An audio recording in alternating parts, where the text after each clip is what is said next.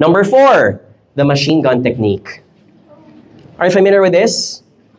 When you use a machine gun, you don't use it when you want it. Meaning, I'll do it later. I'll do it again in a while.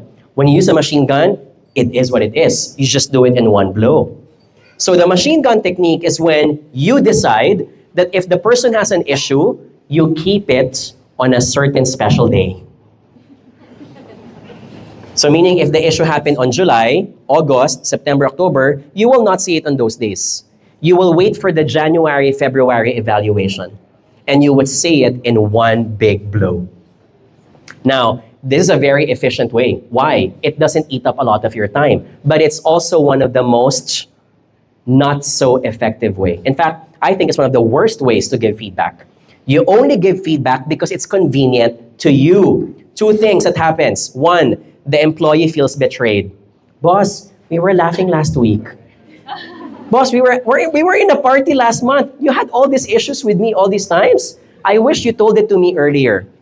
Number 2, it wasn't fair for the employee because if they want to improve, they should know it earlier so that they have a longer runway to make those changes. Walang gulatan. Don't surprise me that I wasn't performing well. I want to know it as early as I can.